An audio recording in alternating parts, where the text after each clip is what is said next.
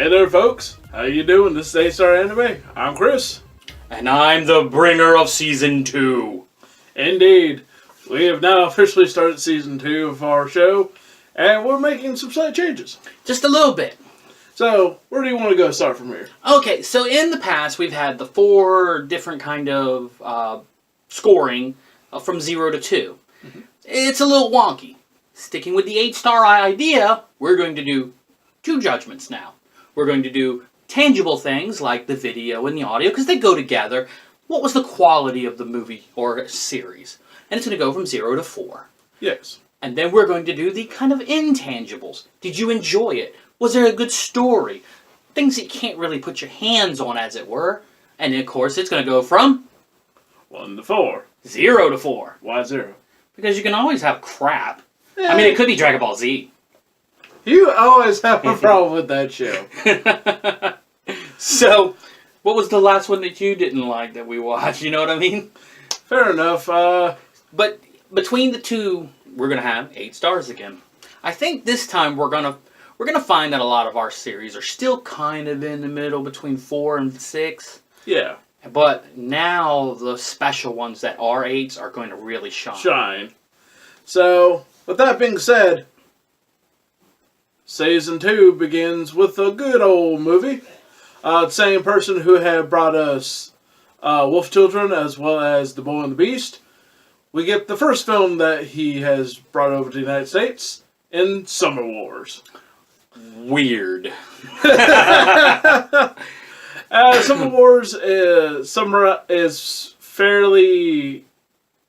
2 different type of anime styles, but at the same time you're going between 2 different worlds.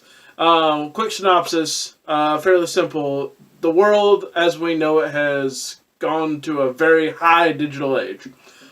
Everything is done via this virtual world called Oz. You make your avatar, everything you do, file your taxes, doing your shopping, it's everything. like Facebook Plus. Yes.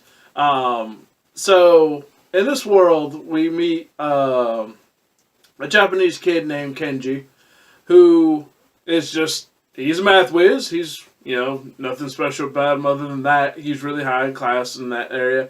And, well, I mean, he's got a part-time job as kind of maintenance in the world of Oz. So he does have a little bit of access to the behind-the-scenes. Well, a friend of his at the time, Natsuki? Yeah. Natsuki has decided that she needs his help with some family errands and whatnot. Going to do a part-time job. She's got a trip out in the countryside, and he's going to carry bags and do some other odds and ends things with her. Unfortunately, that turns out to be false when she introduces him to her great-grandmother as the fiancé. So, so there's that. Now, those romantic hijinks in a slice-of-life anime. But moving forward, one night as he's going to bed, he gets a text message asking him to solve a math problem. Well, a 2056 numerical. He solves it, only to find out the next morning, Oz is in deep trouble. See, his account just hacked stuff. Mm-hmm. Maybe at tangible. And upon that, we find out later, he's just a victim upon many who are caught in this whole we solved the problem. Right. And we find out that it is a artificial AI developed by we'll get to by who. Right. But its name is Love Machine. And it actually takes over accounts and actually pretty much makes Oz its own wonderland. Remember now, accounts are tied to people and their jobs. So some people have accounts and they have access to waterworks and electrical systems and lights and gas mains and fire departments and hospitals, etc., etc., etc. So upon doing so, he can do whatever he wants wherever they're at. Now, and does. Pretty much. So, throughout this, we find out there's a family member who has been in trouble with the rest of the family for quite some time, named Wabasuke. And he's actually, you find out later, he's actually the developer of Love Machine. Now, he's not the one who actually implements Love Machine to do anything. He's just the one who made it. He sold the program, and the people he sold it to decided to run it as a test. And that's where we get into the second phase of this anime. Kind of a computer/game type. Yeah. I mean, almost a Sword Art Online kind of theme. The idea of Oz, there's a part of Oz where they have like these online competitions and games where they actually have fighting competitions and whatnot amongst the avatars. Casinos, just all kinds of different. Which is cool, except for this is going to be the only way that we find out. This is how we're going to save our lives. Right, it's the only way they can interact with the AI computer who decides to run amok. Yes. Through many attempts, they've tried, have failed, through one reason or another, and it just becomes this huge debacle, but these few people trying to save the billions that are around the world, literally. Oh, this family is a card. Yes, and we'll get to that in a minute. So, towards the end, we finally get to a one-on-one battle between the Avatar and Natsuki, who decides to play a card game in the online casino. Using avatars. Using the avatars. As the money. And, when you know, we finally get a win after everyone around the world has decided, well, heck, this is our livelihood, this is our lives, we need to get it back. So they chip in and give their avatars to Natsuki. Yep. And, of course, yeah, we win, da-da-da-da. And, of course... That was a little anticlimactic, Chris. Yay, we win. Well, to be fair, I'm trying not to be spoilerific. Well, I mean, it's kind of already spoilerific. Ish. There's a lot left out. I mean, who wants to watch an anime where the bad guy wins? Fair enough. But the whole point is... how they get there is thoroughly entertaining. So, and I'll leave that to your imagination. And this family is so wacky. Very wacky. This film, from beginning to end, had its kinks. Like, it just was, a trip from, first sentence of the show. It's like, I got a part-time job. Well, we can both go. Might be a little troublesome. She's up to something. I knew that from the beginning when she said that might be troublesome. Really? I was like, well, that happens. So, ladies and gentlemen, we'll go ahead real quickly when... Summer Wars. Summer Wars. Let's talk about them visuals, them audio, them everything, the cosmetics of the show. The tangible things you can put your ears and eyes on. Yes. So... To be honest, this series reminds me of watching the old Digimon movie that came out, back in 2001, I think, or whatever. Boy, I'm glad I missed that mess. And at least the animation style for it. The animation style was fun. And I really liked it. I really liked it. I like the juxtaposition between what's going on in the world and then the anime world, or the digital world.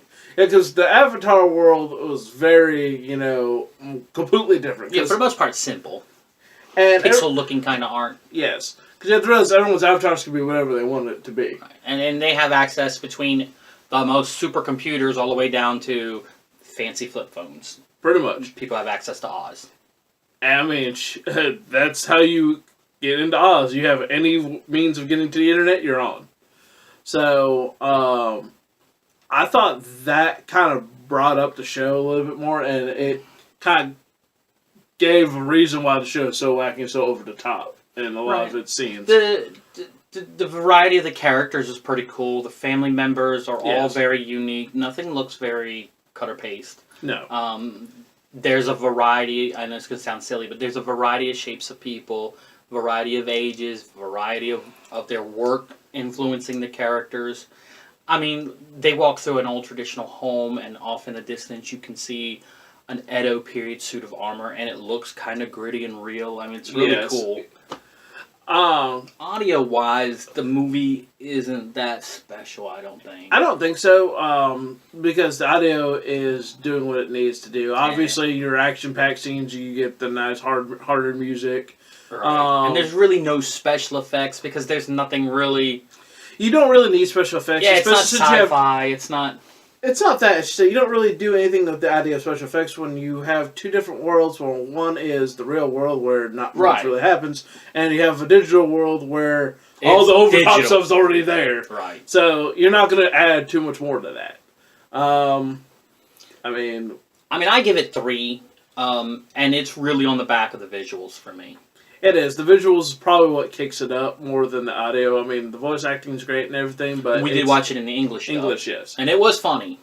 Very entertaining, but still not enough to really push it to a 4. I think 3 is about a good medium for it. I think if I had any complaint visually, it was the way they did some of the anime tropes, like the one cousin that kept getting threatening to what's his name?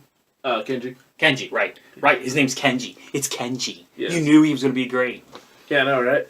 But yeah, the one cousin, rah, rah, rah, and they did his teeth all pointy. You even made a reference that he looked like Beavis. It's the Japanese version of Beavis, the way they did him sometimes. It's funny, because he always just had this problem with Kenji being with Natsuki, so I was like, whatever. And so, what do you give it? I personally do give it a 3. 3 as well? Yes. It's just that it's not quite enough to give a 4 because, like I said, the visuals were cool, but, the audio and some of the other stuff, like, nothing really was that special about it. However, if we move forward towards our overall enjoyment and overall things that intangibles. Yes. To be honest, the story was, in places a bit foreshadowing. Especially at the beginning when they mention one of the big plots of several times before it became relevant. Now, the only thing I thought was interesting was the fact that they, whatever situation was going on amongst the family and the digital world, if you want to put it that way, they had a baseball game going in the background that was going through kind of its same. And it's relevant. It is relevant. I thought it was just funny. That's like, why? Because one of the great grandkids are playing in the game, and the parents are there at the house watching the game. And so anytime something good was happening in the world, the game was going good for them. Every time something bad was happening in the world, the game was going to shit. It was like, oh god, what do we do? For me, I enjoyed the story. I really liked the slice of life stuff. That's my kind of cup of tea. That's the part I think abused me. The Kenji's bit of a dork, a bit awkward, but based on the background of his story, it kind of makes sense. And the times where he's needed, I thought it was funny because he'd always back down or he wasn't sure up until really towards the end where he actually kind of really realizes. Well, he is one step above being a shut-in, and he's amongst this whole family of 35, 40 crazy weird people. From a family that actually has a high lineage of being... Japanese historical purposes.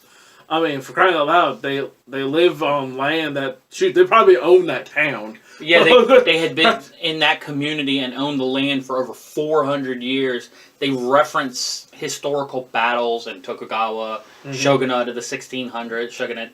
So it's really cool, and then they just shoehorn this weird computer virus story into this.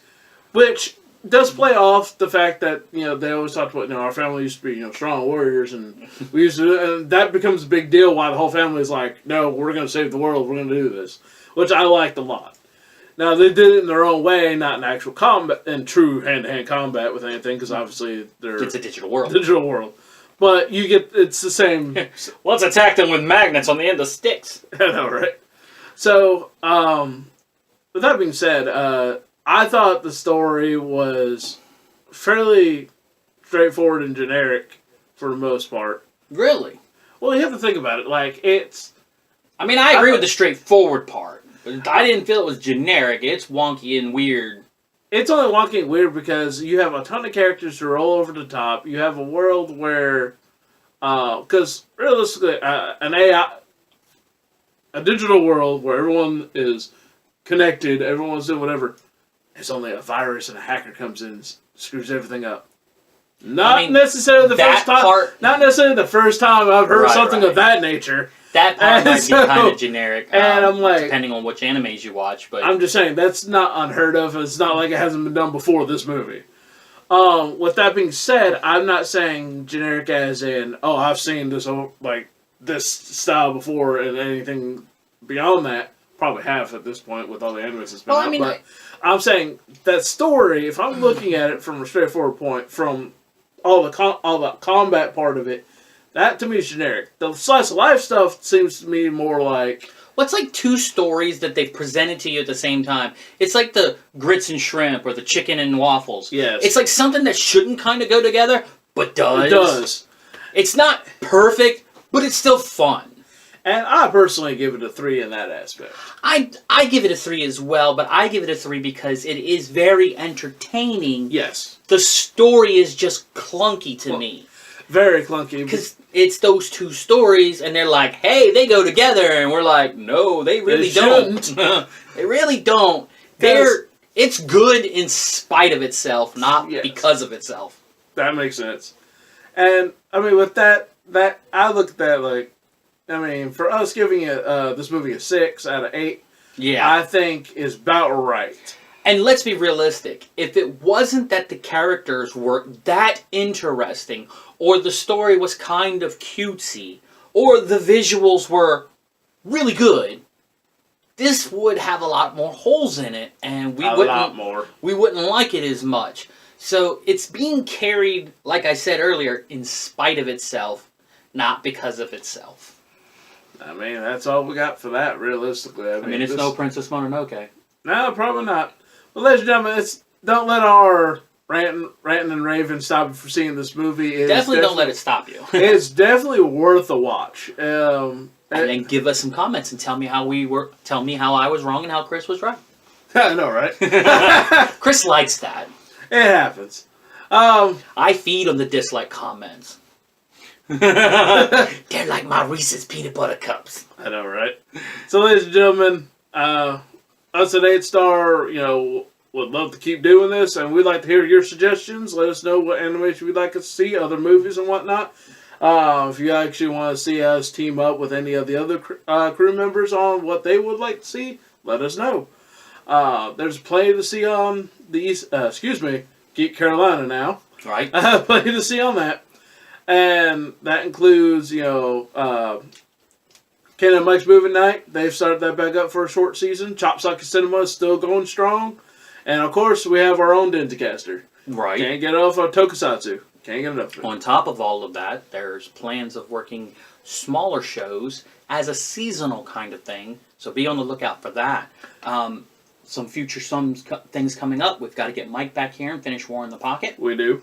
We're going to continue looking at that teasy... the Master Teaser, Takagi-san. Right. Definitely want to get through that. I've got a couple of anime binges coming up, following behind the host here. He had a couple. Mm-hmm. And then there's even some talk of maybe getting Miss Larissa back. We're still going to try to work with Samantha for Miyazaka Monthly. Blech, I promise English work. And who knows, maybe we can go back to visit some stuff from season 1 like Blue Lasner, or some other thing like when I had Amy join us for that anime about the game making thing. Yes. So we're going to try to continue some of the ones we started, and would love to have your opinions of those. Indeed. So until next time, ladies and gentlemen, I'm Chris. I'm Dave. We'll see you on the flip side. To infinity! No.